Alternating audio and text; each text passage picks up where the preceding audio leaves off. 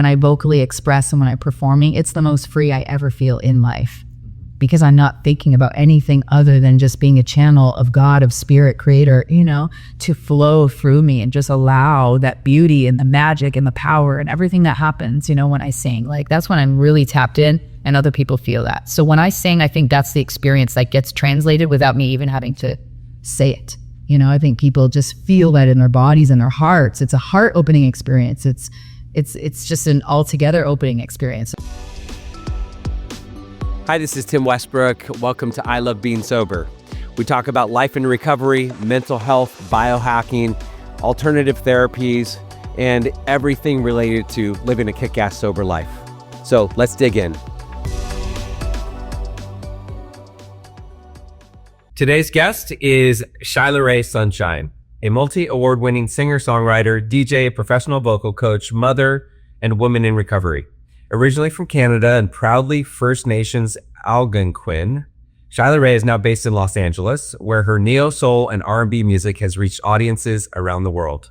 She's known for her wildly authentic performances, deeply moving lyrics, and a voice that carries both power and tenderness. Her album, Into the Wild, brought her global recognition, and her most recent release, Lessons in Love, marks a new chapter of artistic and spiritual depth. Beyond music, Shylah is a devoted mother, a facilitator of healing through sound, and the creator of soul voice singing, helping people reconnect with themselves through their voice. Today at Camelback Recovery, we're talking about sobriety, healing childhood trauma, motherhood, music as medicine, and what it means to reclaim your voice, both literally and spiritually. Shylah Ray, welcome to the show. Thank you. Do you like to be called Shylah Ray or Shylah? Shylah Ray is, I think, cuter. Okay. It's got like a little thing to it. Were you did they call you Shylah Ray from Childhood? Yes. And especially when I was being bad. And when did the sunshine get added to it? That was when I was newly introduced to LA, and I met a group of young people that were like artists, hanging out, and one of them just said, Shylah Ray's the Sunshine. He said, that's your new name. And I was like, I'll take it. I'll take it. It's been kind of like my artist name, like my stage name for about 20 years, but I kind of dropped it recently, for professional reasons. I was like, okay. But the hippie in me will always identify with the sunshine. Yeah, I love it. Yeah. I love it. So we're possibly going to play some music today or sing a cappella, and you brought a couple of your little instruments. Yes. We can do that. Let's start with, let's start with your childhood, and then at some point throughout the show, we'll stop and play a little music. Sure. That sound good? Yeah. So you've shared that you were raised by alcoholics. What was your childhood like, and how did that shape you? I'll try to summarize in a couple of minutes. I think there's a disconnect. There was definitely a disconnect from my family of origin. When it's all you've got growing up, it's like you do your best, to feel comfortable and to identify and, live your life trying to be like your own unique being. And I know that I very much felt like an artist very young. I was really into dancing, singing, drawing, a lot of creative things. Wasn't academic much. I loved sports, just being active. I loved everything but like school and hanging out at my alcoholic house. And so, anything was better than that. I spent, I think, a lot of years questioning like why I didn't feel safe. And especially with my mother, there was a big rupture in that relationship because my mom pretty much, drank most of my upbringing. And I think there was a lack of trust and safety. And for a young child, I think that was very confusing. So by the time I got to my teenage years, I was very angry. I was very angry and confused and just had a lot of that angst. And, there's a lot of conflict. I just remember feeling really angry, and there was a lot of fighting, a lot of yelling, and just constant conflict, and never feeling like I was at a good place, especially just with my mother. With my dad, I was okay. But, they're codependent. There's codependency in these relationships where it's like, there was just no reasoning. And I found myself, trying to escape that situation by either like locking myself in my room and just going really deep with music or with drawing, with art. Sports, friends, boyfriends, like, I got sexually active pretty young, all those things to kind of distract from, I think, what I was really feeling when I think I really needed, possibly therapy. Again, I was like beating up on my brother, I had lots of behavioral issues that I think stemmed from that.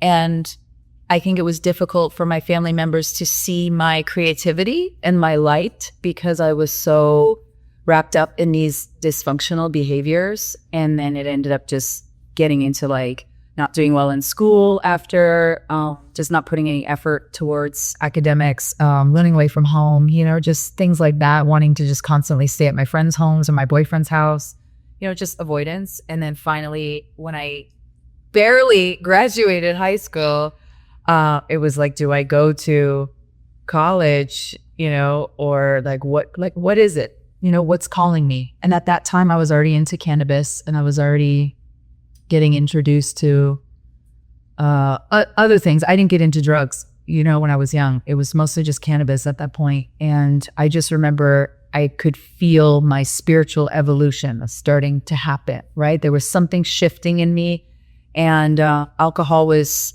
kind of encouraged pretty young. I just remember it was something very comfortable in our family, like my entire family drinks, the entire family has a history of alcoholism. It stems back from probably my great-grandparents or further back. And because my mother's side is Native American, there is a lot of alcoholism. Mm-hmm. And it's more of like a lifestyle thing. It doesn't even feel like people don't even identify, like they don't even talk about addiction. It's just like, this is our life, like it's a foundational piece. And I thought, okay, because I've got Native and then I've got like Scottish Irish on my dad's side, there's just heavy drinking. And I just remember not feeling safe and not feeling comfortable with that. And it was very encouraged pretty young as like 13. I remember like getting alcohol, and then I was kind of done drinking by like 17.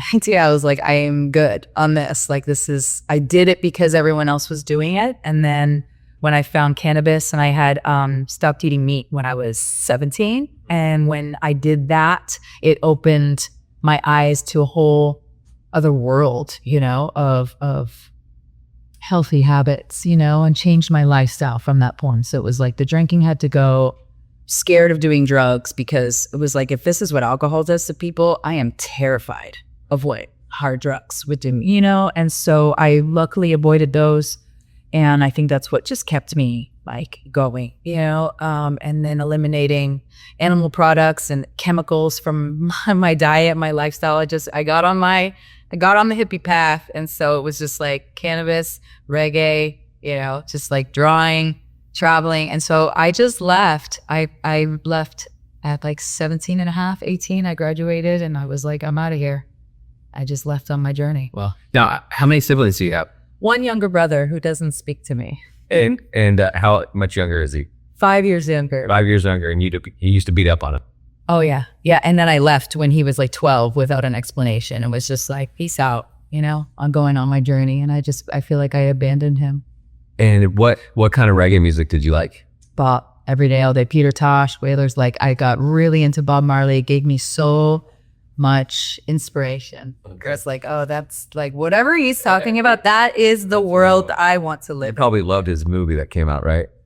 I have opinions about that. I actually know some people in the Marley family, so I have opinions about all this stuff. Okay. But when it comes to like the industry and what's being sold commercially, I prefer the music. I would prefer watching his interviews over watching documentaries that are like dramatized. Do you like Yellow Man, Fathead?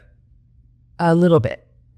I remember listening to seeing Yellow Man live. The first time I saw Yellow Man live, I was in high school and I was on acid. And so like I turn and I look and I see Yellow Man, and he's an albino black guy. So it was like unique. It was pretty unique to say the least. So how did your early experiences influence your relationship with music and self-expression? Well, it stemmed from that experience of wanting to kind of isolate, and music becoming that safe space for me, right? Music almost became,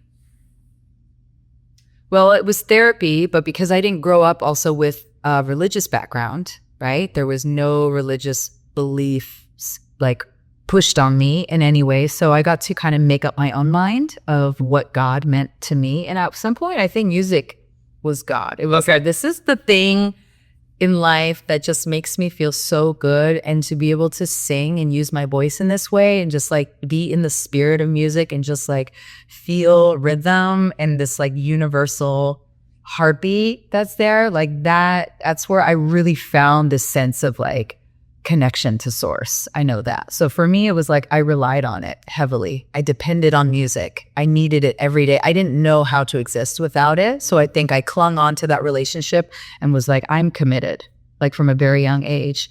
And I wanted to be a pop star when I was a kid. I wanted to show my parents that I was, brighter and more talented or gifted in some way than I think they were able to see, because they were so hyper focused on my bad behavior, and that was it. It was just like, you're just trouble, and it was like, but what about this? Like, I'm so good at this. I was a gymnast. I was like a super athlete. I was a great artist. I could sing like my ass off. Can I say that? Yeah. Right? So it was like, I just desperately wanted to be seen. I wanted to be validated. I wanted to be appreciated. I wanted to be supported and encouraged to go, take singing lessons or go try out for talent shows. There was like an immense, I think, fear that came with that also, because, the fear of rejection, the fear of being told that I'm not as good as I thought I was or that I believed I was, because I was putting so much time and effort into practicing singing and like getting all the songs right and all the moves, everything, right? That it was like, I just desperately wanted to be seen. Was music part of your family? Like, where did you get? Not at all. Not at all. I have no idea where that gift has come from, but I know that there is strength in, there's strength in my mother's vocal cords, but I just feel like she used them in a different way, where it was a lot of yelling, and it was like, all right, my mom's got pipes, but was it used effectively? Not really. My mother never taught me anything about singing. She never sang with me. She never sang to me. I thought it was a little bizarre, considering like she had vocal ability. And then when I was young, it was like, well, I'm just going to show them, so it almost like worked in my favor, because it gave me this like, well, there was already a rebellious nature that was there, but it gave me this like determination. It gave me this like strength and this strong will of like, I'm going to show them and I'm going to be better, than what she is. And I'm going to do better and I'm going to be a better mother. Like, you know what I mean? Like when you don't have a favorable circumstance, you want to do better naturally from those. And that was my drive. It was like, I'm just going to like get really fucking good at singing, and I'm going to do the talent shows in high school. I'm going to get the hell out of here and go live my life. Like, that was it. And I'm going to be something, and I'm going to show that I'm going to be on TV one day. Yeah. That was it. And I have been, which is cool. Yeah. I can relate to that, being motivated by anger. Yes. And I remember I went to this trauma intensive with Tara Holbrook in Idaho. And I got to the root of some of my things, and I just realized that a lot of my accomplishments came as a result of my anger, which is not necessarily healthy. There's other ways to be successful and accomplish without the anger needing to be underneath it. Yeah. Yeah, I remember even fantasizing when I was young, and this is sad, but it was like, if I ever win an award one day, I am not going to thank my parents. It was like, yeah, I can do that. You're up at night. I couldn't wait to just like shove it in their face. Like, here, this is what your daughter has become. Right. And I hope, because even to this day, it's quite sad. I don't know that my parents have even listened to my music. I don't. They've never said anything about it. They never said, what is this song about? I've written songs about profound things. And have they ever said, what is that about? What does that mean to you? What are you describing in that song when you're talking about this? And I'm talking about my upbringing. I am talking about those relationships. I'm talking about the difficulties, and they don't want to know. They don't want to hear about it. They never wanted to hear me when I, said, I think you have a drinking problem. You need to stop this, or like this sucks. I don't want to be here. I hate you. Like those are powerful things. My children have never said that to me, and I'm grateful for that. And that's when I know I've broken that pattern. I've broken those generational patterns or dysfunctional behaviors where like my children love me. They've never said that to me, and it's like, God, if my children were saying that, I would say, we need to go to therapy. Right, you need help. What do you need? I'm sorry. That's a really hard thing to say. And I never got that growing up. So Yeah, I think family's tough. And no, it's tough. It's tough. And I think about meeting someone where they're at. You have to tell that to a child. Oh, I know. I don't trust. Tell that I mean, to hey, it's children taken me a long. who don't have a choice. Yeah, I mean, I just turned 50, and I'm just like, I'm still like, meet them where they're at. Yeah. And it's tough. Yeah. That's, and especially if someone hasn't gone through or a child or someone hasn't gone through therapy or they haven't done their digging, they don't know yet. Yeah. I'm still waiting, and I'm so patient now. Now that I'm in my 40s, I am so patient, and I'm so much more compassionate. In my 20s, I was still, stay away from me. You will never be a part of my children's lives, until you stop drinking or until like we have a different relationship. And I don't go back to Canada to visit them in that way, and they've never come here. So they've never flown to California. My mom's terrified of getting on a plane. So, God, it's okay. Yeah. Yeah. Maybe I'll send this to them. Listen to me.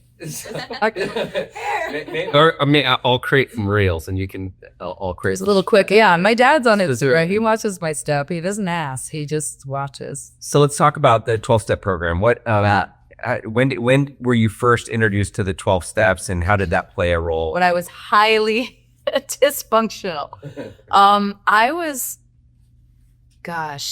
was pregnant with my first daughter when I was just barely 20 years old, and I was new to Los Angeles. So long story short, I hitchhiked. So when I left on that journey, when I said peace out, I hitchhiked for probably a year and a half, almost 2 years. I was down to South America, lived in Central America for a bit. I traveled all through Mexico, Guatemala. And then I came back up to Canada because I got arrested at some point. It was a logging protest. I was an activist. I was standing up for the trees. And so I had to go back to Canada. And then when I came back down through California and I ended up in LA, that's when I met my daughter's dad. And it was like 3 weeks. I met him and I was pregnant 3 weeks later. So, I was just living the spirit-led journey and I was just going where the wind took me. But then it was like, okay, shit's about to get real. Now I'm pregnant and I've got this partner and I'm like living at this place and he's a musician in Los Angeles. He plays with like 3-4 different bands. So now I'm getting an introduction to like, LA, the city, the place I never wanted to live, never imagined I would live. I was wanting to live in the forest or be close to nature. And I thought, okay, I'm in LA for a reason. Now I'm becoming a mother.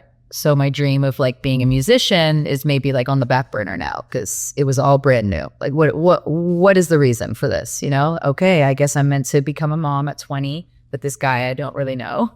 Right. Just gonna do my best with what I've got.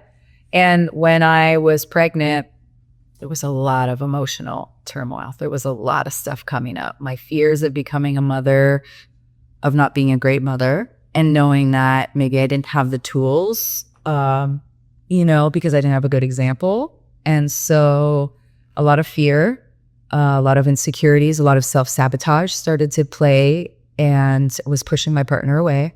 I noticed that. And we lived somewhere where there was a guy who had been in recovery for a while. And when we started to talk, he said, sounds like you need to go to Al-Anon. And I was like, what's that? And then he told me about it. And I was like, wow, there's solution. There's a place where I can go and talk about this and people are going to like get it. They're going to understand. Okay. So I went to Al-Anon and I was like, I'm not ready for this. This is too much. Like being pregnant and about to like become a mother was like enough already for me. And I was journaling and I was trying to be real with myself. I just was so hyper focused on wanting to have a healthy pregnancy. I was planning a home birth. I was like doing everything natural, right? Like I had no doctors. It was like, I'm going to go get a midwife.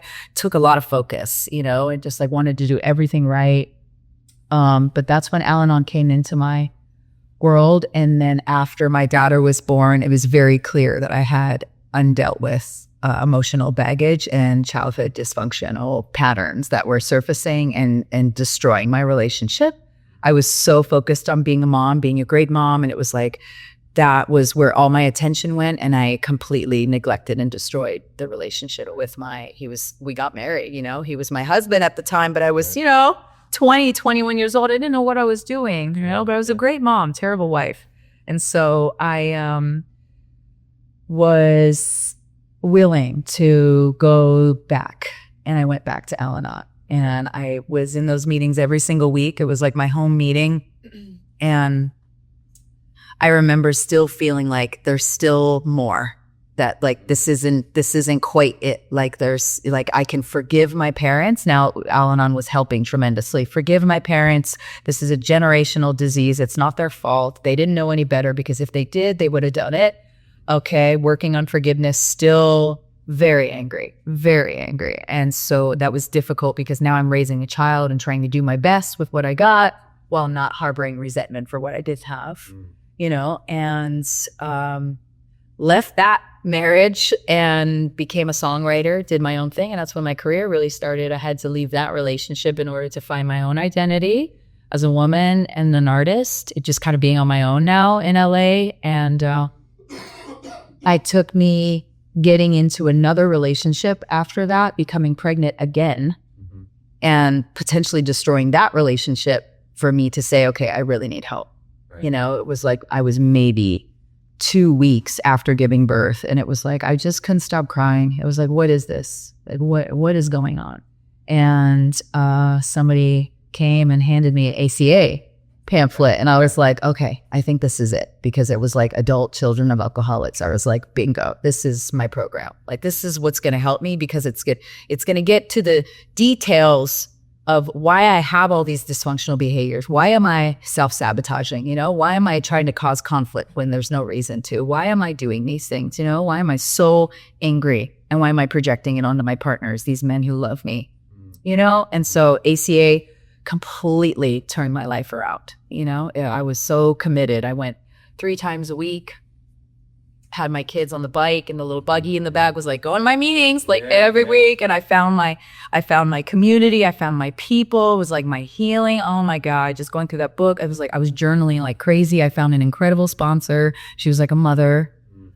Thank God, you know, it was like an angel coming into my life and just really helped me through that process and feel so loved and feel so seen and feel so like, you know, she basically provided me with all those feelings that I think I always longed for in a mom. Like, she really gets me. She says my gift. She sees my light. She sees my talent. Right. Yeah. Yeah. I that reminds me of my first sponsor, because I always thought that intimacy was having sex.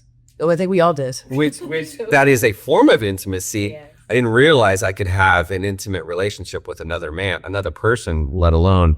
And so that's when you're describing your ACA sponsor, I think of my first AA sponsor, which that was the first intimate relationship I had with another man. And I cried, and I called him every single day, and I opened up to him, and I got vulnerable, and I learned how to talk about things that I never knew how to talk about with other people. Yeah, same. Yeah, it was a beautiful, beautiful experience. And she helped me through my entire process and my steps. It was very powerful. And eventually I started sponsoring. I started volunteering to organize the like recovery campouts. I organized like the talent show. You know, I was like really involved, and I loved it. I really found my place in there. I wrote songs too about like my higher power and God, like in that process. It was it's been a very important piece of my life. Yeah. So speaking of trauma, here at Camelback, we talk a lot about trauma being underneath addiction. How does that resonate with your story?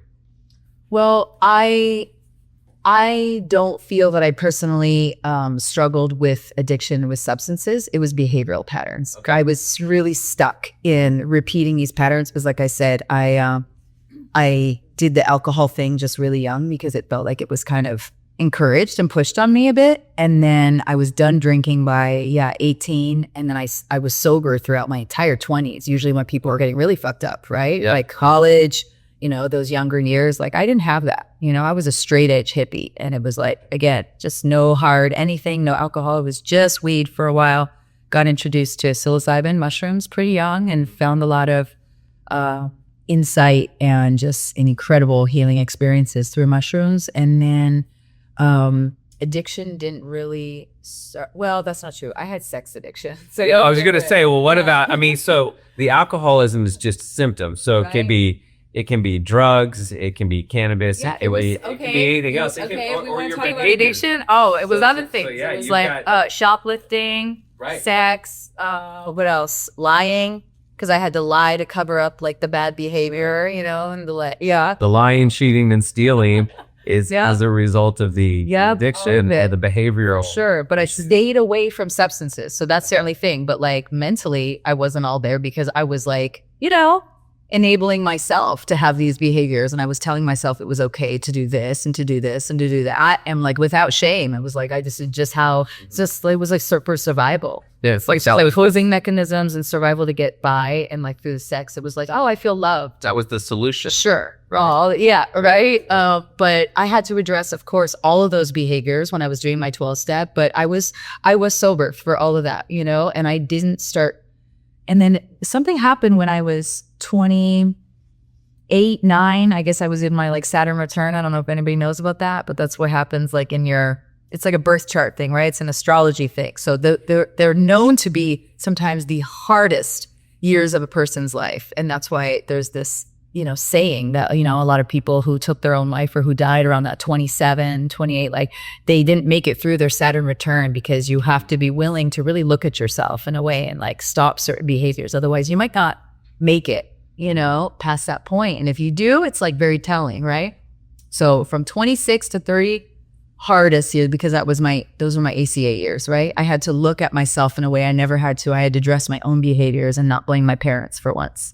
It was like, oh wow, now I have to take accountability for this. That was the hardest part for me. So 26 to 30, but around like 29, 30, I felt something start to lift. And it was like, I was really ready to embark on a new chapter.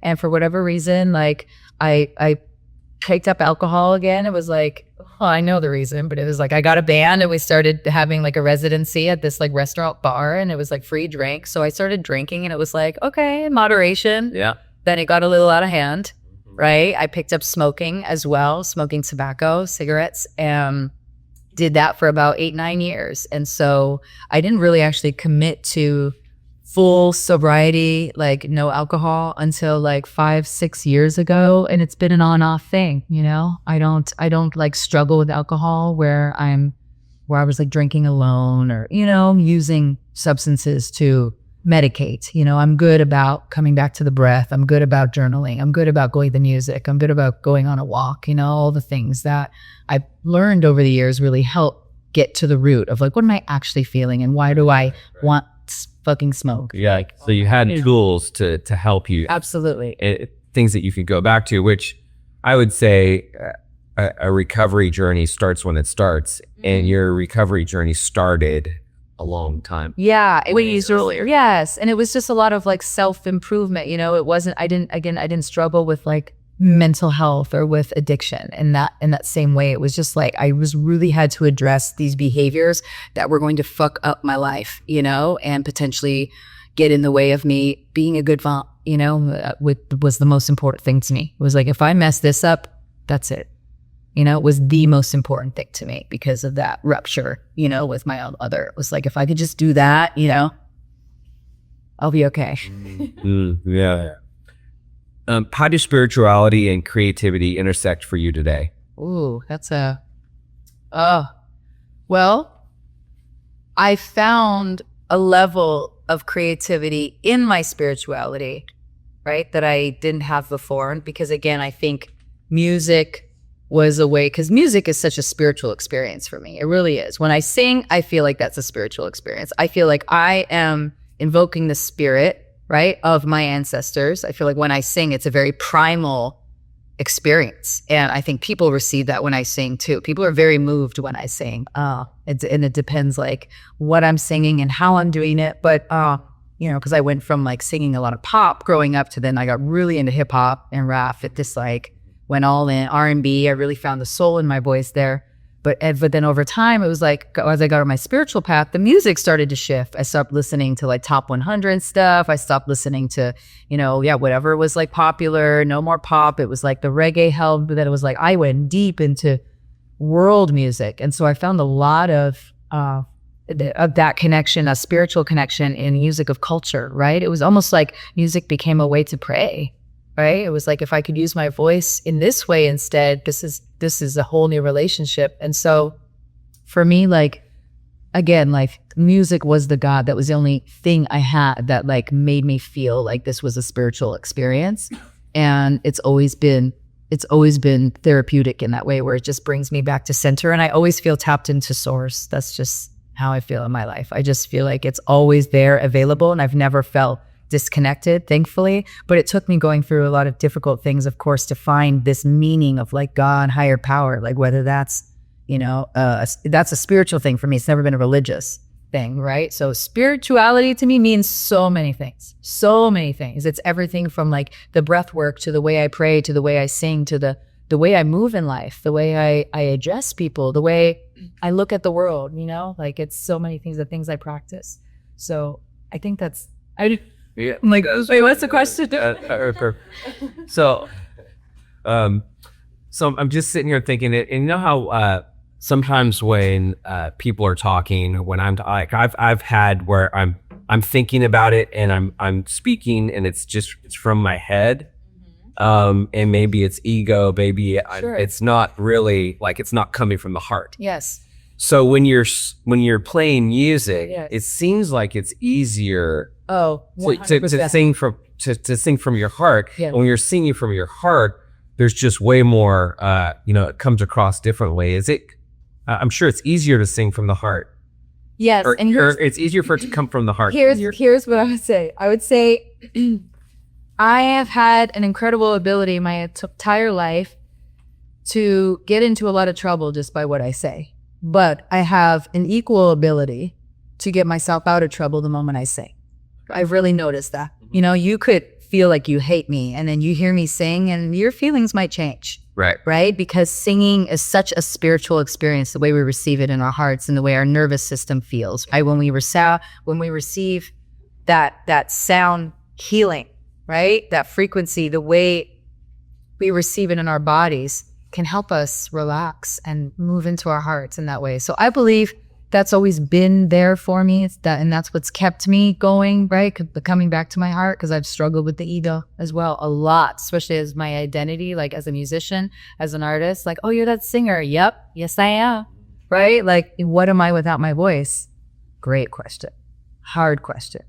Right? What am I without that identity that I'm this spiritual, I'm this artist, I'm this mother, I'm this, that, I'm all these things. I'm a DJ, I'm a this. It's like, I love all that because it makes me feel good. It makes me feel important. It makes me feel experienced. It makes me feel recognized, but stripping all that away, I honestly 12-step work helped a lot with that. Plant medicine has helped with that. Journaling has helped with that. Obviously, having close relationships with people in my life that are willing to be honest with me, that's helped a lot too, right? It's a goodie check. That's a great way to get real and honest with myself. So yeah, it's a lot of things, I guess I should say. That's a hard one to answer, clearly. Let's talk about motherhood and healing generational patterns. So becoming a mother often brings childhood wounds to the surface. What was that like for you? Extremely difficult. Heart-wrenching, heartbreaking to feel that in some way I was damaging my daughters or that relationship in any way that I experienced, because it was the absolute worst feeling for me. Absolute worst, to feel like I failed as a mother in any way. I also remember my greatest fear when I was pregnant, I was not afraid of giving birth. I was not afraid of the bleeding, my body changing. I was not afraid of, my baby not surviving. I wasn't afraid to be at home. I would have been in nature by myself and I would have been fine. I feared not being able to breastfeed because I wasn't breastfed. And it was that's where the bond is, right? So if I fail at initiating this bond, I have failed as a mother, because I know that that's at the root of where that rupture began, right? Or the moment I also have some pretty wild beliefs about childbirth too. I really believe that when children are born in a peaceful way, without trauma and without being separated and all the distraction and chaos going on, as we see frequently in media and what we're told about birth, it was so important to me to embrace that experience without fear, right? And that's why I thought I'm better off doing this alone, because if I'm around a room of people telling me what to do, I'm going to lose it. I am not going to be in my center and I'm going to rebel. Right. And that's why I was I just want to birth by myself. I did for my second birth. I had my daughter just on the floor, but just us. And it was amazing, like one of the best experiences of my life. So I'm very passionate about the childbirth step and about motherhood because I really believe that the way we're born has a huge impact on our lives, right? If we're born into trauma, we might re-experience that without knowing it. So I've done some studying about this. I studied to be a doula and a midwife for a while, and I feel like that really helped me understand the physiological process and understand like how trauma really works and where it starts. Where does it actually start in our life, right? And I believe that it starts the way we're born, right? Even though we don't remember it, we're always told this story of like, oh, this is what happened. And then you're like, okay. And you go your whole life kind of thinking this story that mom told you. And then when you really look back and you go, actually these other things happened and that's kind of fucked up, And I was so interested in like all the details of what happened at my birth. And I just wanted to make sure that I did it completely different, right? And I'm going to be there and I'm never going to let my babies leave my side, and I'm very like, I'm pretty anti a lot of things and I'm very pro a lot of things, right? And I was very pro like a bonding and attachment. So it was like, I was that type that was like my baby's coming to me right after being born and she's sleeping in the bed with me, never leaving my sight, exclusive breastfeeding, attachment parenting, like whole thing, baby wearing, just all of those things, and trying to ensure that I was creating that bond that I never had, that I believe really stemmed from me being separated from my mom after birth, never being breastfed and being put in a crib in another room and crying myself to sleep. Like, how effective is that really? What does that teach young infants? Right? And that would never happen with primates, right? They were never abandoned their babies like that. So I went deep down that like, okay, there's a connection here. And I just try to follow by those, it's like the rules of nature, the laws of nature are there for a reason. And so I really done my best to try to follow by that, especially when my kids were young. I mean, now they're teenagers, so I'm on a whole other level where I have to get back into my teenager self and try to remember what did I need at that age, like they need the same kind of support. But I'm at the level with my girls where I know how to sit down with them and listen to them. And I know how to apologize. I'm still learning this. It's very, very difficult. It makes me really uncomfortable sometimes to have to completely own my shit and say, you know what? I fucked up. That was my bad. Like, that's tough as a parent because you constantly want to be right. You identify as an authority. It's like, it's just my way or the highway kind of thing. And sometimes I'm like, you know what? I think you actually know better than me right now because my kids weren't raised with all that bullshit. Right. They had good dads that were mostly sober and practicing gentle parenting, and they weren't, yelling at my daughter. You know what I mean? It's like they were loving and supportive and really there for me or for them and for me. And they just had such a different experience. I love the journey of learning as I go. And now that I have teenagers, it's like trying to remember how I was at that age. Man, I think I'm doing great. As a parent compared to how my parents were, because I was a brat, right? Yeah. And what kind of an impact do you think birthing them the way that you did and being close to them the way that you did, what kind of an impact do you think that had on who they are today and the way that they show up today versus the way that you showed up when you were a teenager? They trust me. They feel safe with me, right? Their entire upbringing, all they wanted was me. And then even now as teenagers, they still want to sleep in my bed. I was sometimes, I am at the point though where like, sometimes I'm like, can we hang out today? And it's like, no, I'm hanging out with my friends. And I'm like, God damn it. Like, I'm at that place where like, I really thought I'm definitely the cool mom. I'm definitely like, out of all of my friends, they always say like, you're definitely the cool hippie mom. Cause I'm pretty relaxed about everything, and I just remind them like in moderation. Okay. If you're going to do that, please do that. I try not to be like hard about it, but it's really difficult. My mom was very harsh and very mean and was like a fully, and just it's hard not to feel that way sometimes and project it onto my own daughters. And I have to catch myself and be like, oh, there's that. There's her coming through, and I gotta just So how do you balance healing yourself while showing up for your child and your career? Well, that's been 20 years, right, of learning how to do that. And I think, honestly, in the beginning, like the way I loved my daughter when it was just me and her, like it was so healing for me to be like, this is the love. I'm a little emotional saying this. This is the love that my mom never got to experience. that's that love and that bonding, even just by like breastfeeding, she never got that. She never got to feel herself just like have this experience of, you know, there's an oxytocin release, you know, when you breastfeed and when you're like loving somebody. And my mom never got that. So it's like I was being fueled by that love and by that experience that I've just thought, okay, if that's missing, that's her problem. Like that's what it is. She's so hard because she hasn't felt this kind of love, and that's where this disconnect is. So I just loved that feeling. It was like a saving grace for me. It was like, that release of like, this is my safe space, right? Like motherhood just became this safe healing space for me from the beginning, you know? And it was, so that was self-care. It was like just being there and not busying myself with other things and not disconnecting, just full presence all the time. You know, that was so healing for me to be able to just give myself over to motherhood completely and not be, you know, as far as I know, my mom was drinking, working nights while I was a baby. So she was gone. You know, it's like my dad was bottle feeding me. So it's like that bond was just never there. So to be able to reprogram, you know, in this experience and be like, this is what it's about. This is what children deserve. This is what all we need when we are young is our parents' presence. And without it, it's like we just turn to all sorts of things.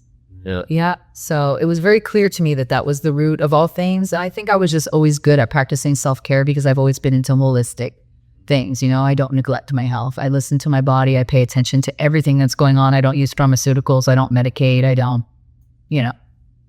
turn to the medical system for help. Yeah. I think the awareness it happened to me in recovery is just being aware of what my body needed. Yes. And what my mind needed, what my spirit needed. Now, you talked about the feeling that you got from getting to embrace your child. Yeah. Knowing that your mom never got to experience that. Does that give you compassion? Or how does that make you feel? Yes. I couldn't in my 20s. I struggled in my 30s. Now that I'm in my 40s, absolutely. Absolutely. I just send her love. You know, I just pray for them now. We're at a good place. We're at a decent place. Are they ready to really do healing work? I don't know about that. But we're at a place where we can speak and once in a while, you know, but I have to set boundaries. I didn't know how to set boundaries when I was in my 20s. That's what it was. I would be doing this night and day, and I would say the most horrible things, you know, because it was like, this was me just releasing, like, I'm entitled to this anger, to these feelings, like they owe me an apology.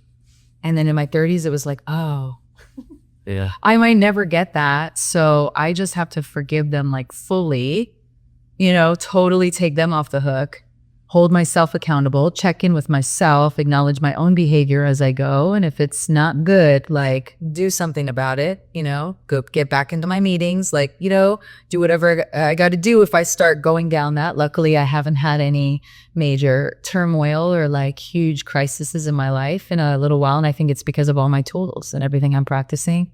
But definitely I have forgiven them, and I can say, I love you. And I can say, I look forward to when I can come back and we can build a relationship. And I actually think it would be beautiful for me to go back and be able to take care of them when they're really old. I just have to wait till they're like past that point where like, I don't know. Right. But it would be much easier for me if there was no alcohol involved, because it's a trigger. It's a trigger. Yeah. If it wasn't there, there is possibility of deep, deep healing. And I know that I've done so much work on myself that if I go back there with who I am today and everything I've learned over the last 20 years since I've, you know, not really had that relationship with them, even longer. It's been, 24 years, something like that. I'm a new person, and I have to be the bigger person. I have to be the person that says, you know, this is what I've learned and let's try that, you know, and technically it should be them, but it's not. Yeah. No, that's not how it works. It's not. That's not how it works. But I have a different relationship with my daughter where like I am wise with her, and I do give them great advice, and I do a great job as a mother, you know, and they don't hate me and they don't resent me, and I'm honest with them and they're honest with me, and that's the greatest gift, you know. Like if you're angry, just tell me, but like let's do it with love. Let's try a different way, you know. Yeah I think of I know, like, especially when I was early on in sobriety, I used to think that they owe me an amends. And why don't they just do their own work? Why don't they understand that if they just did some work, and to your point, it's just like, it doesn't work. Like meeting them where they're at, and hopefully whoever they is, whether it's a parent or everyone in our lives or whatever, is a mirror. Everyone in our lives is a reflection of something. Yeah, and I've got to forgive myself before I can forgive others. It's like, if I want to feel good, I'm just gonna meet them where they're at. Yeah. Show up with love, compassion. Easier said than done. It's a great idea. It's fabulous. It's true. I mean, how easy it is. Well, one of the things I've learned is it's to your point, it's a mirror. That used to be me. That could be me. Or, man, I'm so glad that's not me. And a lot of times that's what I can tell myself. And when I tell myself that, I have gratitude and I can show up with love. Yeah. Still learning this. I do not have it figured out. It's daily practice. It's a journey. It's a journey. Really. So what do you think people misunderstand about the voice? The misunderstanding. I mean, after 10 years of teaching singing, I've obviously learned the common denominator. I've learned the most common misconception or misunderstanding that people might have is that, it's scary to sing, right? I don't think people have learned that it's actually really fun, right? I think it might be fun by themselves, but the thought of bringing their voice out and singing in front of people is terrifying, right? So I would like people to understand that it can be equally fun to sing in front of people or for people, right? And find the joy in that. But there's a lot of deeply rooted shame and fear that harbors in the body around singing. And that's why we get choked up. And that's why we get restricted. And that's why there's a tension in the body, in the core, especially like right here. There's this like knot in the stomach that happens, especially. It's the same kind of feeling when you've done something not in integrity or just out of alignment and you're getting called out maybe, or you have to sit with yourself and those feelings of, I did that thing again, I turned on myself, I relapsed, whatever that feeling is, we hold it in our core. And if we have shame around using the voice, if we have shame around setting boundaries, something so simple and basic that we should be taught when we're young, right? But some of us were never taught that, like how to set healthy boundaries for ourselves or respect other people's boundaries. Basic thing, right? But we're learning this in adulthood. It's all here, and there's this feeling that where it can be restrictive. So that's not fun. That is not pleasant, and I've experienced it before because I grew up with that choked up feeling of like, I really want to say this thing, but like, I don't feel good saying it, or I did that bad thing. And now I have to admit that I did that bad thing. And I would feel it in here and I would sit with that terrible feeling for days. Yeah. Days. I would just sit with that. And I was like, this sucks. Like, this is not a good feeling. And over time, like just being a vocally open person, I've really learned to soften. I've learned to find that joy and that pleasure in singing for people, with myself, in front of people, like all that, and being so vocally expressive that there's freedom and liberation in that, right? We free ourselves from that feeling of fear and shame. And I think that's the most common misunderstanding, or what people don't know about the voice, is how liberated it is, how free I feel when I'm singing. And when I vocally express and when I'm performing, it's the most free I ever feel in life, because I'm not thinking about anything other than just being a channel of God, of spirit, creator, to flow through me and just allow that beauty and the magic and the power and everything that happens, when I sing. Like, that's when I'm really tapped in, and other people feel that. So when I sing, I think that's the experience that gets translated without me even having to say it. I think people just feel that in their bodies and their hearts. It's a heart opening experience. It's just an altogether opening experience. So that's what I want people to really understand. But you don't learn that by just hearing about it. You learn it by doing it. And so that's why I'm always encouraging people to sing as much as possible.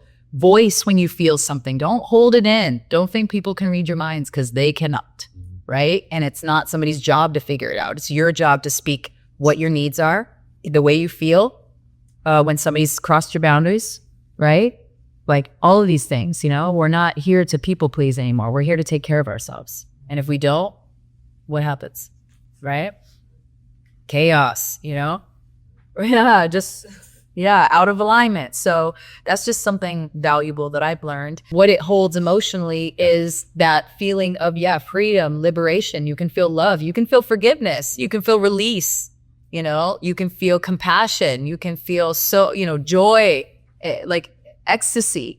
I felt all these things. I felt so overwhelmed with emotion while I'm singing. I start crying. I feel everything when I'm singing because the nervous system, and the way it's impacted when singing or again, like receiving music, you all know, right? We all know the power of music and song. So imagine you were becoming that instrument yourself. You can heal yourself with the voice, right? Just by being an instrument of God, creator, spirit, higher power, whatever that relationship is, you just have to get in alignment with it and just start vocalizing, start humming, start toning, start seeing what it feels like and find your voice there, like where it sits and, heal yourself first. And then when you feel comfortable, start sharing your voice with other people, right? And sometimes it's just fun. Like, I don't know how it's like, I know we do the activities over at the center where I'm doing that. Is anybody coming to that, by the way? That's it. No, that's the RTC. Okay. If you have an exercise that you want to share with us here. I mean, I know a lot of vocal warm-ups and vocal exercises. I can give a couple demonstrations. I was trying to sing my voice today because my voice is tired because I never shut up. I talk a lot. I'm always on the phone, meetings, calls, and then I'm always doing events, staying with friends. We're just So I try to preserve my vocal health. We can do something short. You want to do something short? Do you guys want to do something short? But I'll just demonstrate and show the most basic vocal warm up that I could do to, not put any more wear on my voice is a lip trill, a horse lips. I'm sure all of you have seen this, right? I take a deep breath into the nose. I fill up, I kind of hold here, right? And then I just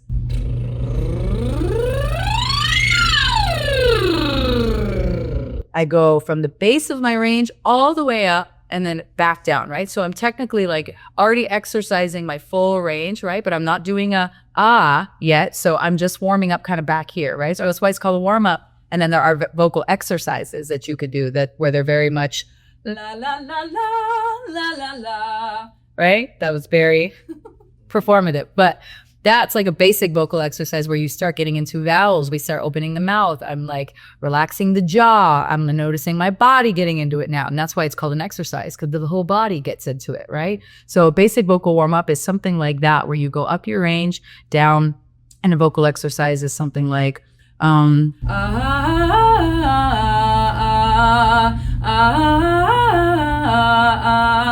Notice I'm just climbing and I'm just going up the scale like a half step. So these are the most common vocal warm-ups and exercises that you'll hear if you ever done, musical theater, done things, those are what people are commonly doing. Mm-hmm. Yes. And then one way that I love, and we can try this just as a quick test if we feel open to it, but just a nice, gentle, as in you've all heard an ohm, right?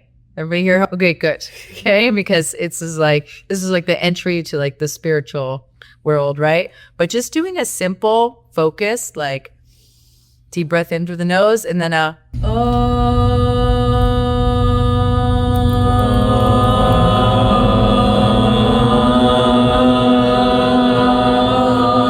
key, right? When we find it, because it takes a moment to find and get on the same frequency. So that's all it is, right? So he was a little lower. I'm just giving that example. And I had to encourage you to come up a little bit and you found it, right? Because it's music is, again, it's like nature. There's universal laws in it. The music scale is what it is. It does not change no matter what instrument you pick up. It's the same scale, right? And I believe that scale is already within us, just like rhythm. We already naturally have rhythm. It's just a matter of picking up an instrument and actually playing to find out how good your rhythm is. But it exists in us and we can feel rhythm. We feel we know it when we feel it, but you actually doing it is different. I am very passionate about this because I love it so much. But that simple ohming together, that's called singing in unison, right? Because it's being in unity. We're all doing the same note at the same time. And then what happens when we do that, I can show you, okay? I'm going to probably blow up my voice, but I don't care right now, okay? So we're going to do that note again all together. And then I'm going to give example of what it gives me permission to do vocally, okay? So take a deep breath in through the nose. Oh,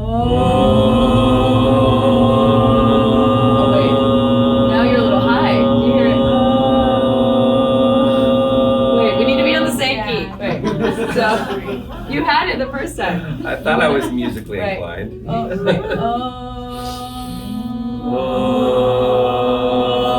There it is. So everybody do that now.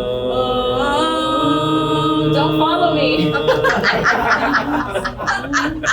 What I'm trying to do is harmonize, okay? So when you're listening to songs, So you want me to stay the same? yes, Okay, I need okay, I everybody got to you. just stay Okay, I got you. because you're holding the Okay. frequency, and then it gives me permission to vocally freestyle on top of that, which Okay. I fucking love. Okay, I okay. love doing this. Okay. And what I'm doing is I'm adding complementary notes, right? Because in the music skill there are complementary notes. We could have this note, and then I'm gonna go Okay. right? There are notes sitting there that I already know my voice can match that will complement what we're doing. So we'll try it one more time, okay? Same note, okay? Go back to that place. It's like pin it, save it.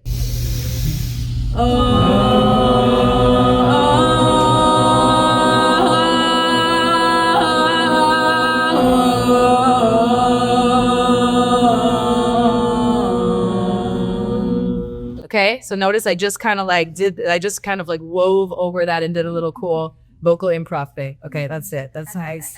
Thank you. It's my example, right? So we did this very same thing last night, but we had a group of like 40 people.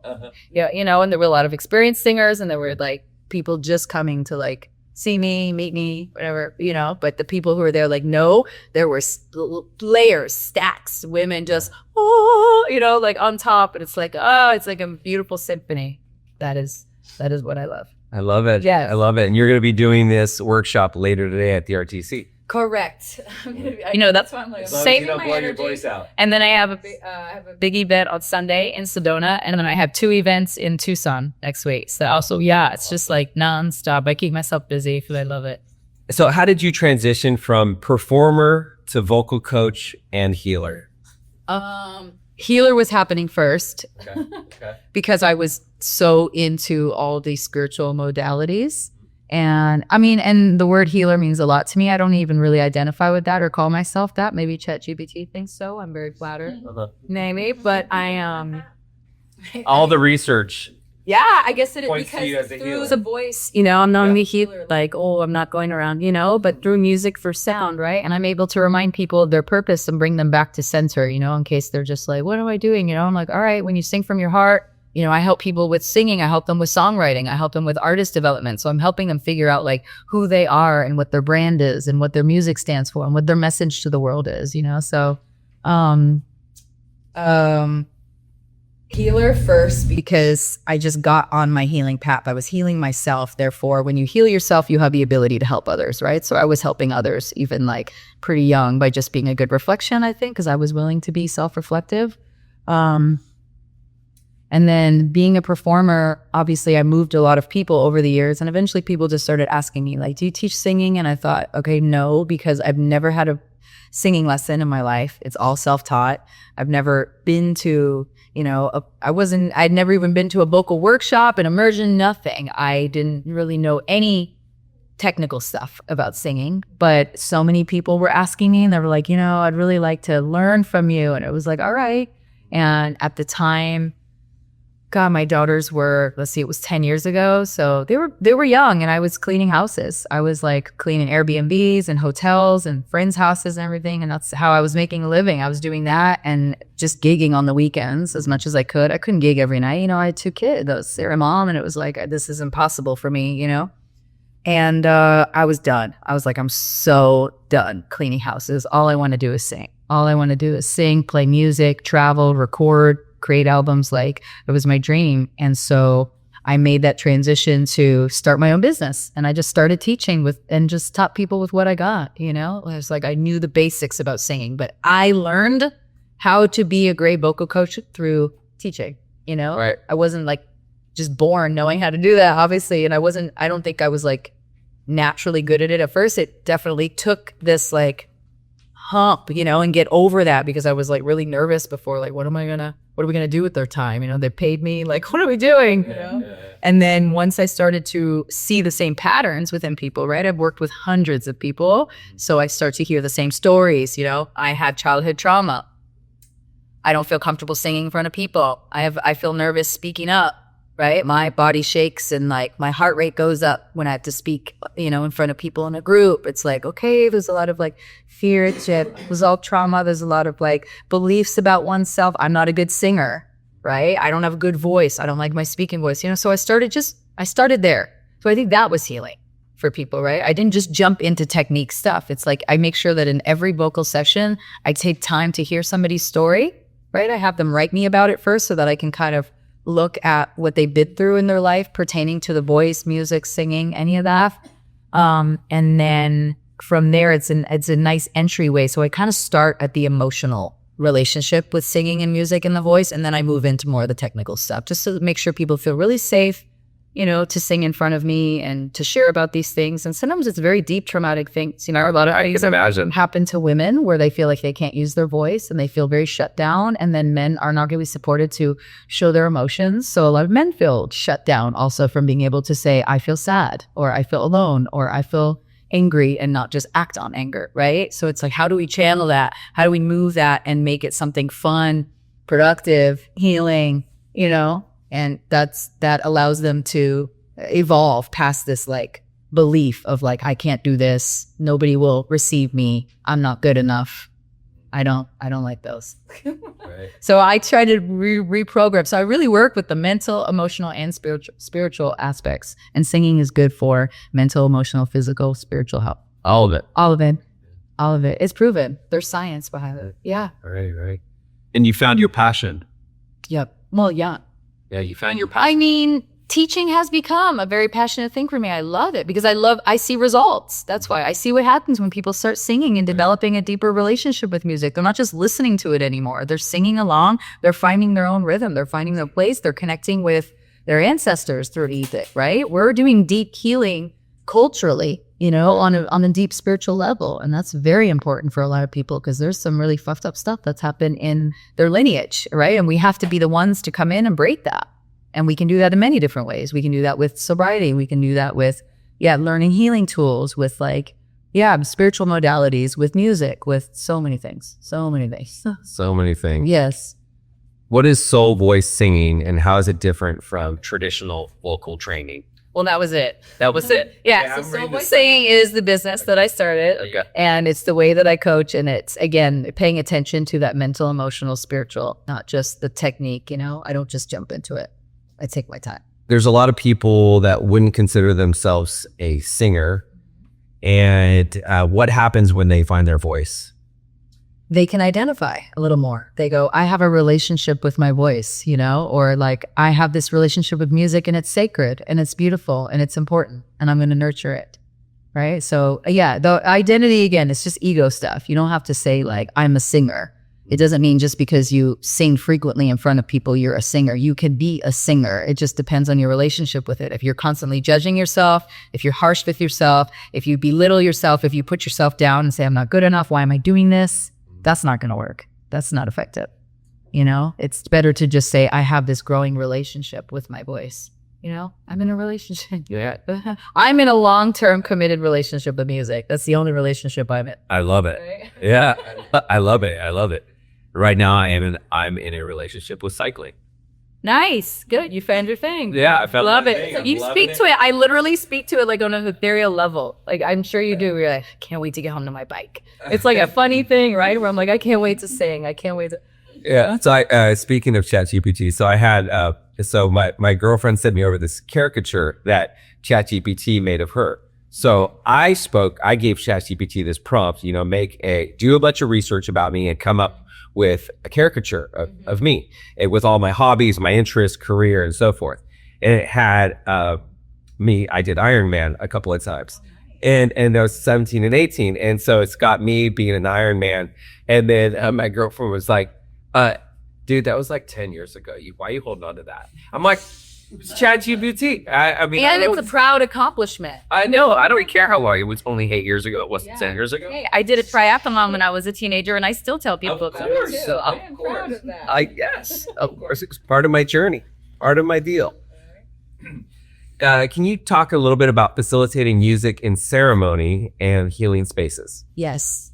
I was first introduced to like a ceremony type environment. Actually, I don't even remember the first time. I just know that singing and playing music by the fire was a very beautiful experience. Like in, my later teen years, we've all probably, been to a party where there's a fire, people have their guitars, people are singing. It's a beautiful experience. So maybe you grew up with that.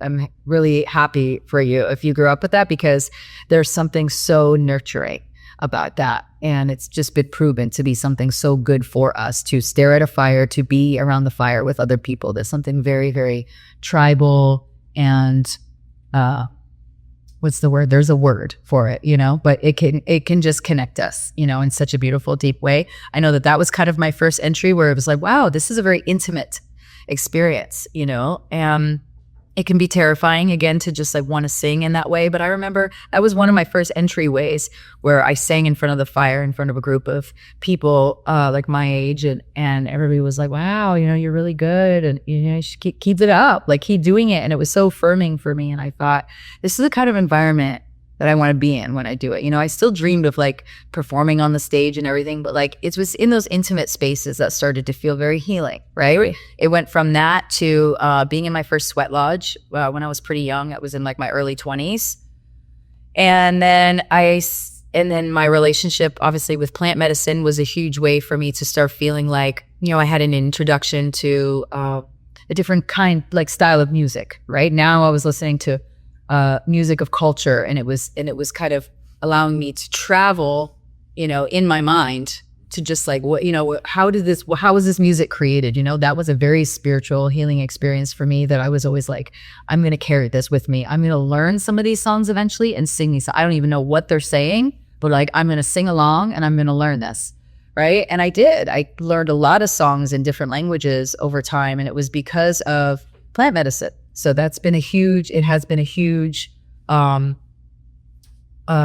let's say, it's just been a huge part of my life that has helped me find my way into my own connection with my ancestors, right? Because I don't really know the songs that they were singing, and a lot of people don't, right? If you had to think of what songs were your ancestors singing, people probably have no clue. It's not something people ever go in and research, right? There's language, there's the way people pray, and there's the songs that they sing. And so this is part of the work where I'm trying to help bridge people back to their ancestry and go, there's most likely some songs there that were created for you. Right? Your ancestors created this for the next generations. And if we're not thinking of the next generations, we're not doing so good, right? And so I know for a fact that our ancestors prayed for us, right? So I just feel like it's my responsibility to go as deep into that as I can. So I've learned a couple songs from my own lineage, and there are plant medicine ceremonies or like ritual ceremonies. I've like worked with, cacao ceremonies. Everybody know what cacao ceremony is? It's like you're working with, cacao is like chocolate, where chocolate, the origins of chocolate, it grows in a pod on a tree. Most people don't know this, and it's gorgeous. It's so beautiful, and it's like even really cool to eat just like raw, like from the tree. And I've had that in Hawaii. It grows in Hawaii, many other places. And so there's like cacao ceremonies where you're like singing certain songs in devotion to cacao. I've, been in psilocybin, mushroom ceremonies. I've been in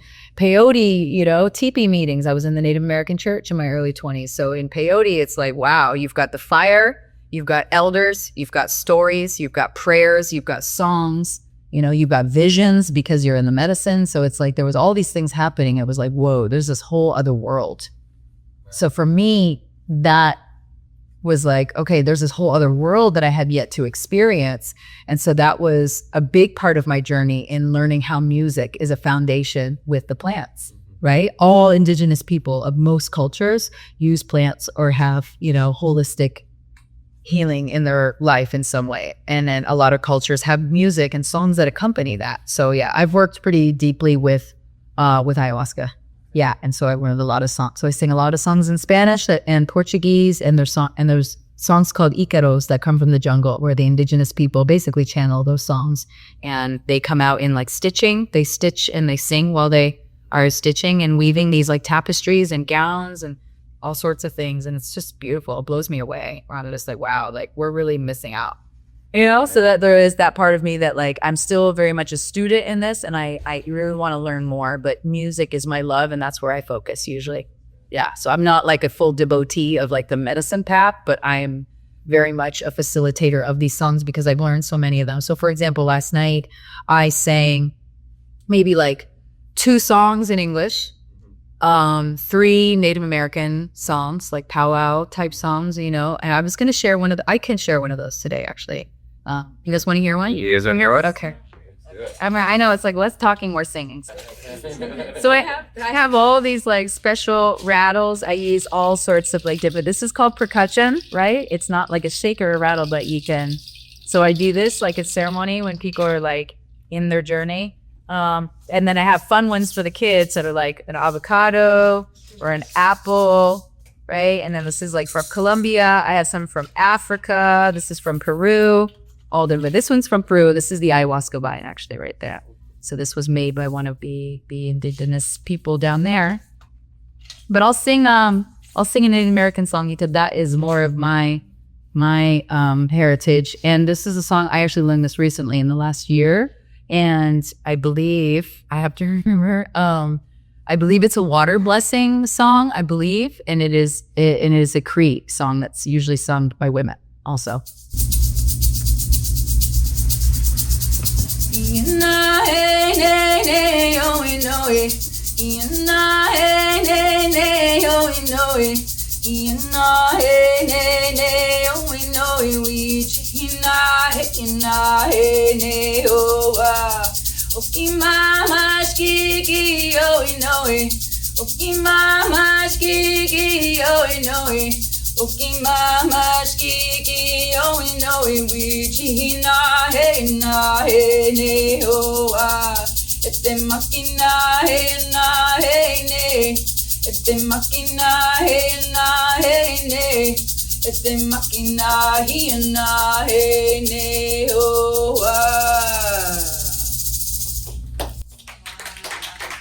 Love it. That's just fun. So imagine hearing that like all night, right? To be a Perry Pablo screen, you just be like. So that was me. Like when I was a student, I listened to everyone play, and in like a teepee ceremony, we've got the water drum going, and it's very strong, and it's very. You're feeling a lot because you're in the medicine, and then these songs are so powerful. But I hear the women sing, and I just cry. I'd be like, that's in me. I could sing like that. But I haven't been given permission, or I haven't studied yet. I don't know these songs. What does it mean? And so it takes years and years to like learn these songs and learn the meaning and the translation and know, do I have a reason to carry this song? I try to find like what songs I want to carry because I do feel like, everyone carries their own medicine. Everyone has their own message. Everyone has their own path or purpose. And obviously this is mine, the one of those, right? And I want to carry those songs that feels very significant to me and that just feel really nice on my voice, where I feel like you can feel it in your heart when I sing. Yeah. Love it. So I never stop collecting songs, basically. I just keep learning more and more and more, right? But I love this one. Yeah, love it. Yeah. So I want to open it up to questions. So I'm just curious, what's your favorite Peter Tosh song? Oh, God. Or your top 2? Wow, great. You're going to challenge me right now. Okay, good. No, it's good. I love it because, so the album, Mama Africa, and there is, believe the song Mama Africa on that one. That was, I know, because I only had that album of his. When I say I listen to a lot of reggae, I listen to Bob mostly, but I had that Peter Tosh album, and it was Mama Africa, and there was one more on that album in particular that I just loved, but that was pretty much it. Nice. Yeah. You know that album? Not completely. Okay. No. Yeah. First was Song Cypher, found it. Yeah. So that I'm like Snapping Razor. So that's kind of. I didn't know a lot of them by name. Like I was studying other things at the time, but reggae was just like something I could vibe to and just made me feel good. I got my first Bob Marley album at Chinatown, New York, like just a little CD. Thank you. Court, I had all of Bob's albums, so those I could speak to. Or music related questions. Anybody else? Richard? I feel like a lot of people who are spiritually inclined, I'm going to say that, are believe that they're spiritually inclined do tend to listen to more like reggae type music and things like that. Do you think there's a reason, like if there's just certain genres of music that are more spiritual? What have you found when it comes to things like that? I find that people who still listen to a lot of music that's based on the material world are missing the spiritual elements of music, right? So that's why I think at some point when we start realizing that the material world is not as real as maybe the spiritual realms, right? So it goes back to like we are spiritual beings having a human experience, right? But if we cling on to this material life too much, right, we're always going to be brought back. So I think my music taste started to change because I started to change my mind, right? And it was like, I don't want to identify with the material world as much, and I want to be in touch with the spiritual world, and therefore, everything else kind of has to match. So I think it was just a natural gravitation to like, I don't want to listen to this like shit rap anymore, or like this music that doesn't really have substance to it and doesn't remind me of all the things like that I'm learning over here on my spiritual path, right? The music wasn't reflective of what I was learning. So I had to start changing my music taste and listen to music that was more aligned with how I was feeling, right? Because I still go back and listen to music from the 90s that I was growing up with, right? When if I'm just feeling a lot, it's very nostalgic, right? I can access those feelings very easily. But when I want to be in a very calm, centered, loving space, like with my higher power, just like with myself, I listen to more gentle stuff. I listen to music that just has a slower tempo, an easy delivery. I love listening to music in other languages because I'm just feeling it. I don't necessarily need to like know what it means. I just love how it feels, right? But it is pretty common that I think a lot of people, when you start going to yoga classes, they're going to start playing music from India. They're going to start playing, mantras, and it's like, what's that?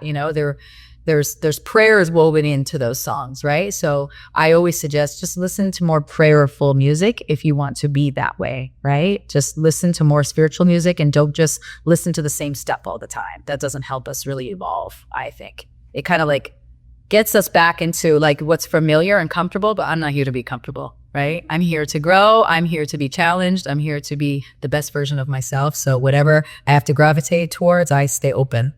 I hope that answers your question. Yeah.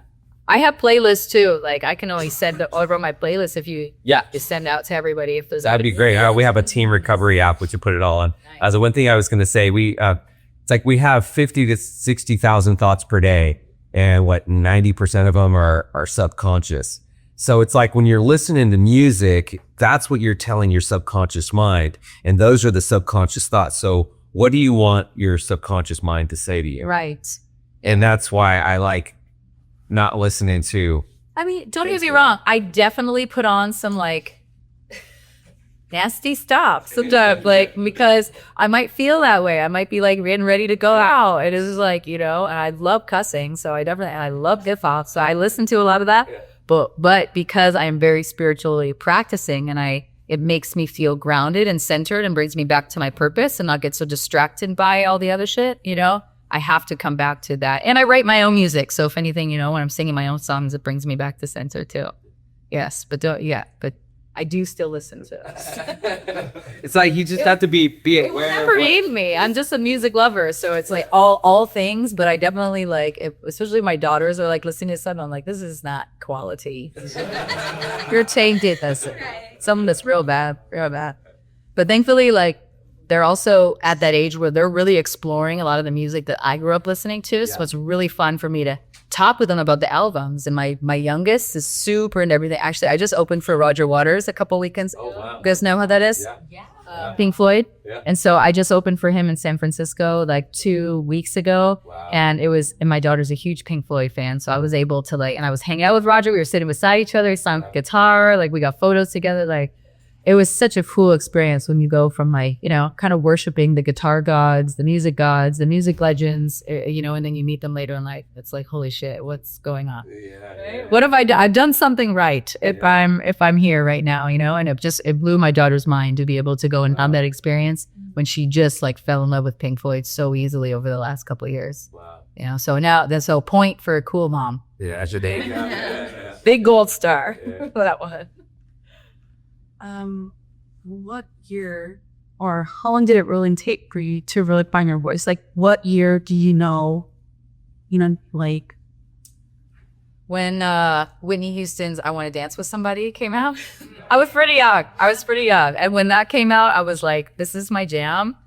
This is cool. She's beautiful. She's got a powerful voice. I want to do that. So she really helped. Whitney was huge for me, you know, and The Bodyguard and all that. So I was very young. I wasn't a late bloomer with the voice, you know. Some people don't really find their voice until later in their life, but any time is great. And the voice is totally coachable, by the way, trainable at any age. I've seen it. So yeah, I think it just depends on how much you really sing and you really give yourself over to it. You find it, you know, a lot easier. And if you're just like listening and like, oh, I'm okay, like just go for it. Especially when you're by yourself, just go for it. Yeah. Is there anything else that you wanted me to ask you before we end with a song?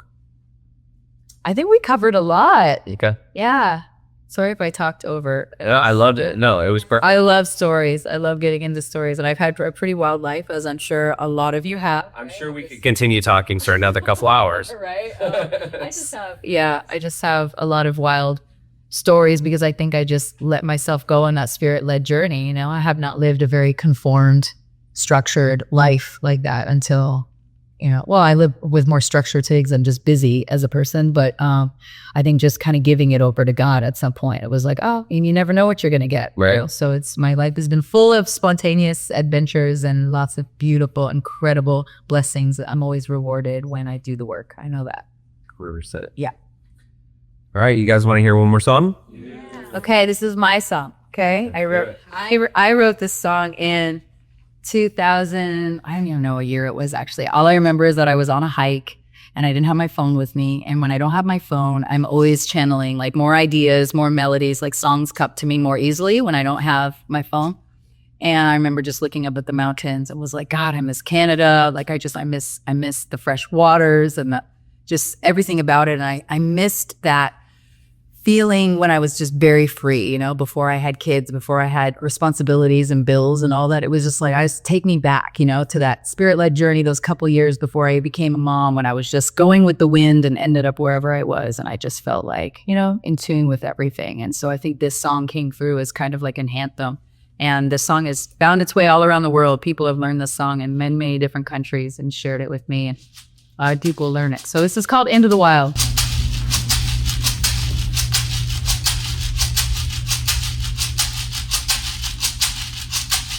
Into the wild I go, and into the wild I head. It's been a while, freedom child, since I left my roots back home.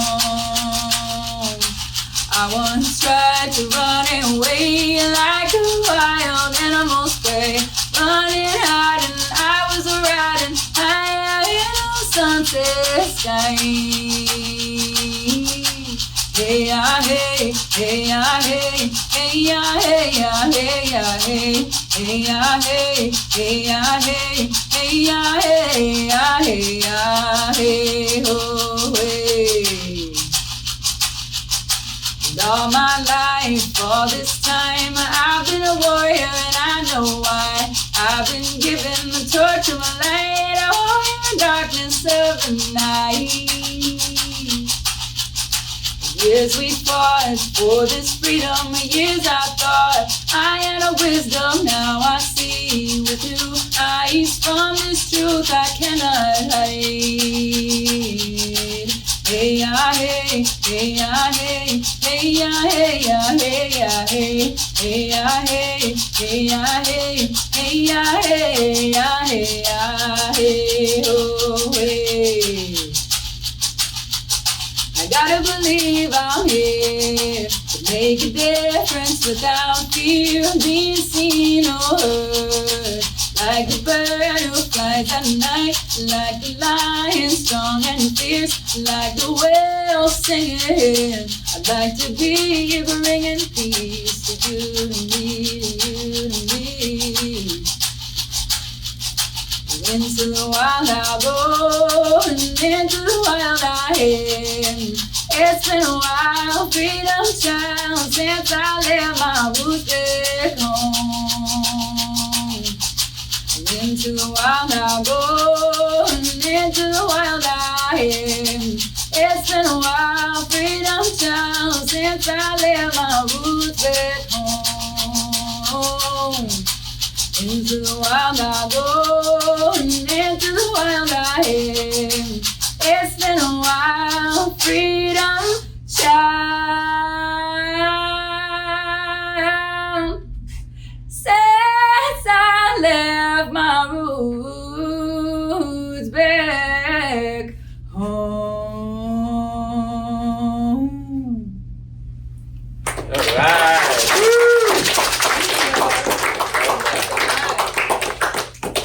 Okay, last thing.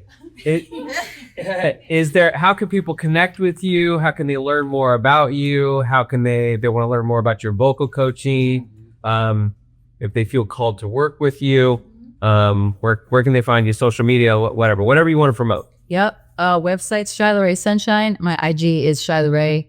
It's pretty easy to find. My music's everywhere. It's on Spotify and the Tidal, Amazon, Pandora. It's on everything.